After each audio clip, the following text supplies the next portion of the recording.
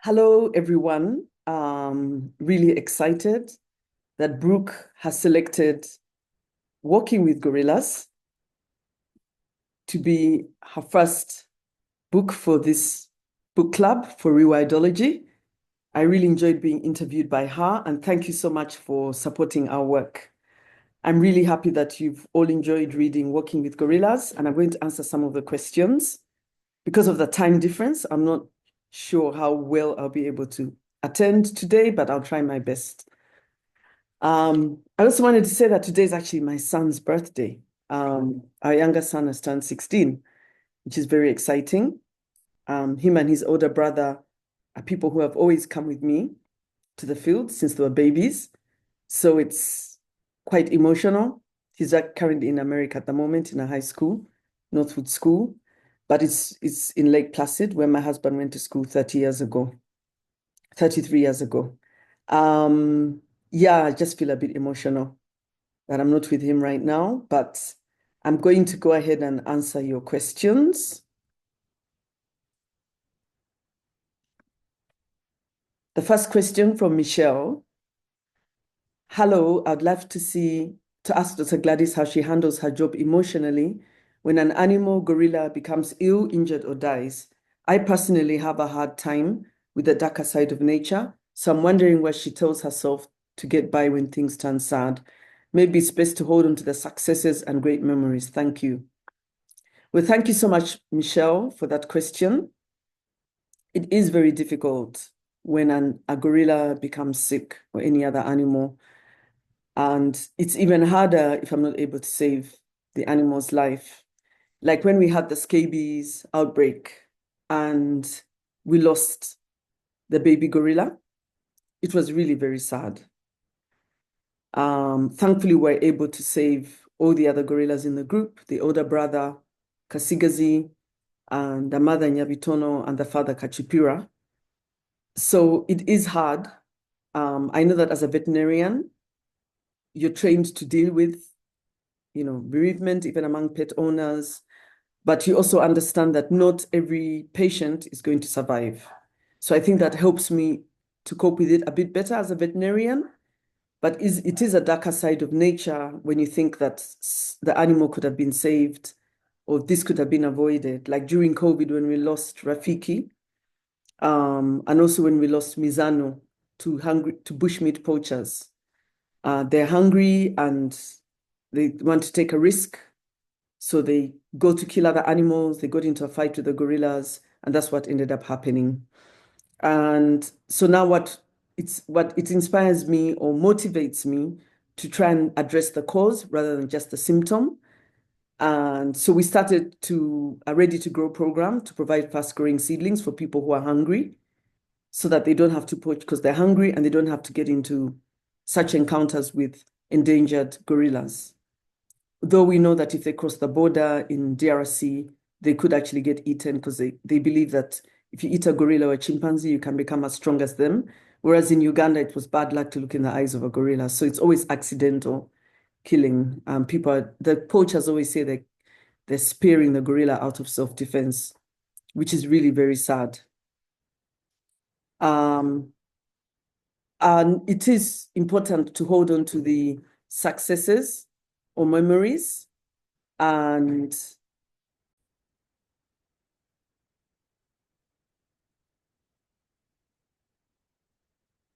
yes, holding on to the successes and great memories really helps. I'm also a Christian, so I think my faith in God really makes me understand, deal with bereavement more and the loss of an animal more.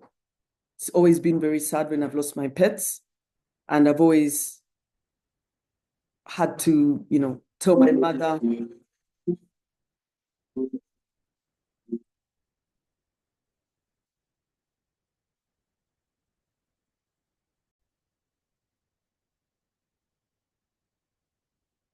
Whenever a pet would fall, any of my pets would get sick, I'd make sure my mom takes me to the vet before I go to school.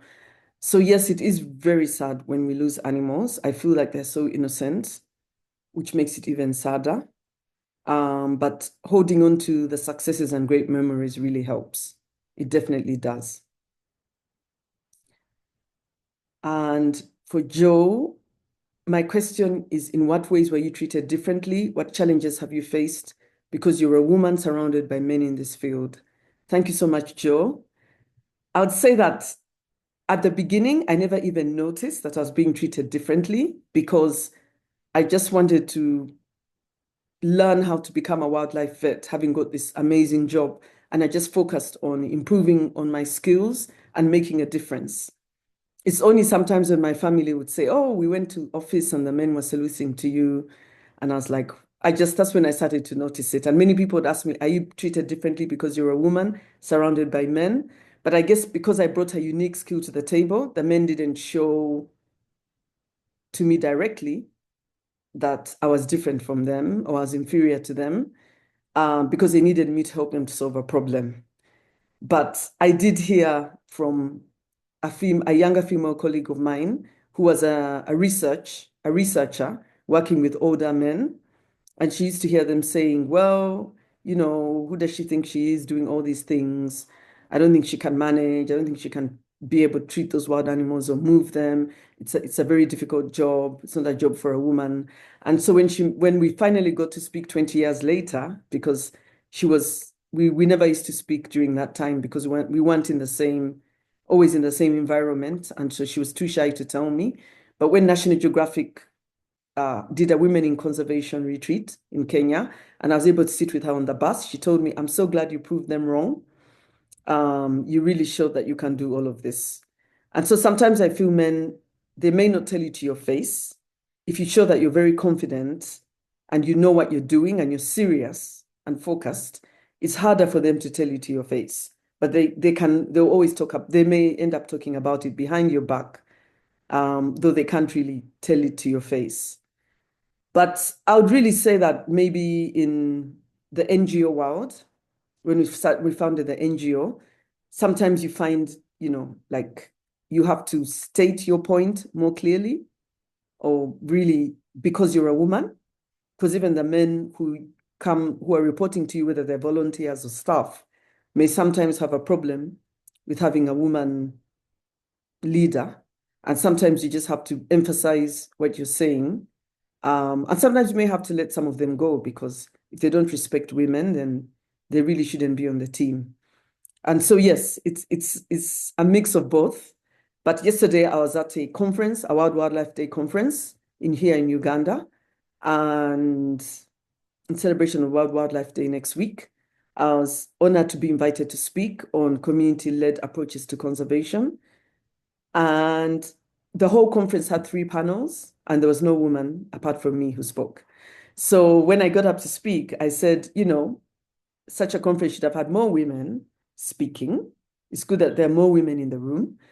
I know other women conservationists, leaders who have also done work that they were talking about. And I insisted that we need to have more women giving talks because it inspires other women.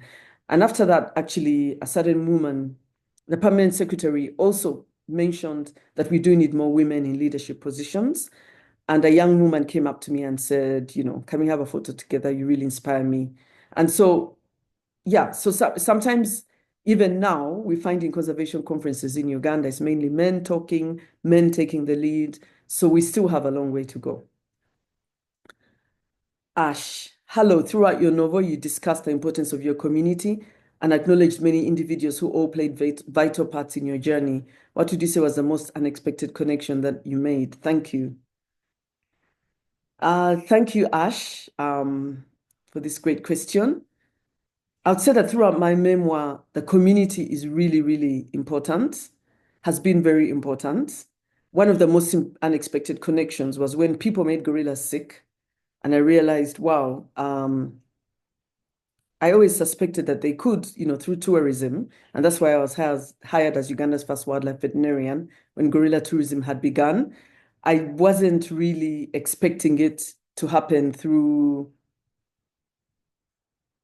I wasn't really expecting it to happen through the community. And having discovered this, it was a big aha moment that when the gorillas leave the park, which they do when they lose their fear of people, and because of a hard edge around the community and the park, then they can easily pick up diseases from people. And we have to be very careful.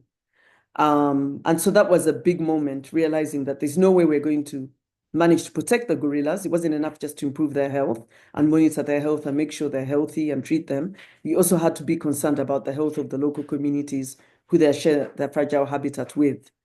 But when we had a participatory rural appraisal workshop with the local community, talking about the risks of human and gorilla disease transmission, the ranger actually said to me, Dr. Gladys, they're whispering that we need to educate our girl child.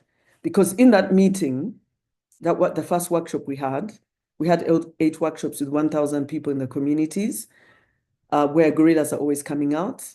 The women barely said anything. It was only the men speaking, although there were many women in the audience. And each workshop had about 100 to 120 women whenever we met with them. I mean, 100 to 120 people.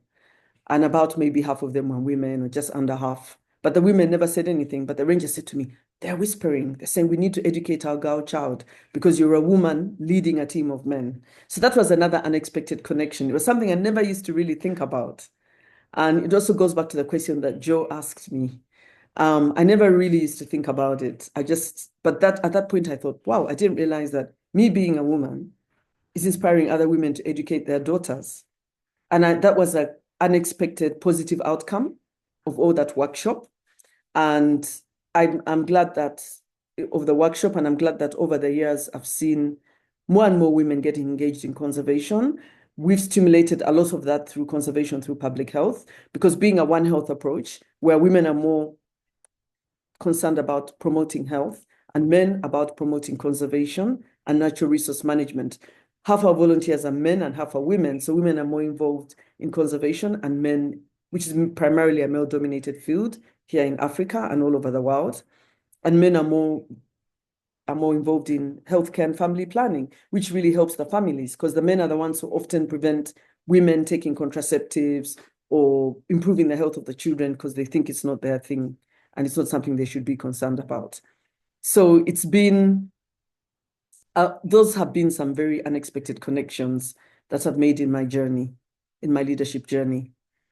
And Katie, you say, hello, Dr. Gladys. You mentioned in the beginning of your book, working at a clothing store, boutique, and department store in London. You mentioned how those jobs helped develop your sales and communication skills. What words of wisdom do you have for people currently working in these kinds of retail sales roles as they look for conservation jobs? That's a great question. I'd say that any job you do, as long as you enjoy it to a certain extent, helps you to get to where you want to be. I was a fashion victim at that age. I was 19, 20 at that age, and I liked, as people always are in their, late teens, early 20s. And I found it easier to work in a clothes store because I was looking for some money to keep me going before I started vet school in the fall, in October. And I found it easier to work in a clothes store than in a fast foods. I only lasted a day in McDonald's. But when I got a chance to work in the boutique and department store in London, in South Molton Street and also in Liberty, it's, people would come up to you and I realized that in order for them to buy the clothes, I had to really convince them to buy the clothes. And that really helped my sales and communication skills. And at that time, I didn't really think it was going to be useful in the future, but it really was. Because when I started working in conservation, you're always trying to convince people to protect the wildlife, and you're always trying to convince tourists and donors to support your work. And from the beginning in the Uganda Wildlife Authority, there was very little money. And so I had to convince people to support the vet unit that I was developing, to buy drugs, equipment, a vehicle. You were always meeting people and trying to convince them to support our work. So these sales and communication skills came through very handy that I had developed. And now with the nonprofit, having set up the nonprofit, I really use these skills all the time. From day one, the nonprofit is now 22 years old, and these skills have improved and developed over time, but they're very, very, very important skills. And whether it's talking to people to give a donation, or telling them the importance of buying gorilla conservation coffee, which helps the farmers around the park so they don't have to enter the forest to poach and collect firewood, because we give them a good price for good coffee, which ends up protecting the gorillas, or whether it's telling people, buy walking with gorillas, and any other things that we're doing. But definitely when you are trying to convince donors to support your work, even to convince policymakers to support your work, to give you a letter of support, or to join you in that, so that we can work together with the government, the other NGOs, the private sector, the tour operators. They always bring their tourists to us so that they learn more about our work. Anybody you're trying to convince to support your work in conservation, sales and communication is a very, very, very important skill to have. And actually, when I did the certificate in nonprofit management, they said,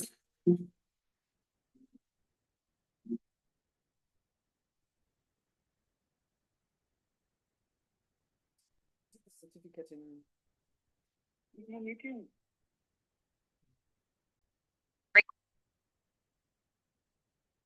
so that was my mom. She's always calling me. She's such a great inspiration and always checking on me. So I would say that it's important for us to always think about sales and communications. In the nonprofit world, people think marketing is a dirty word, which I learned when I was doing the certificate in nonprofit management. But actually, we need those skills in order to bring about support for our work, especially with individual donors, private philanthropists, but also even with the institutional donors. You really need to be able to explain what you're doing so that they can support your work. And sometimes I've given presentations which have resulted in funding, presentations to big international donor agencies.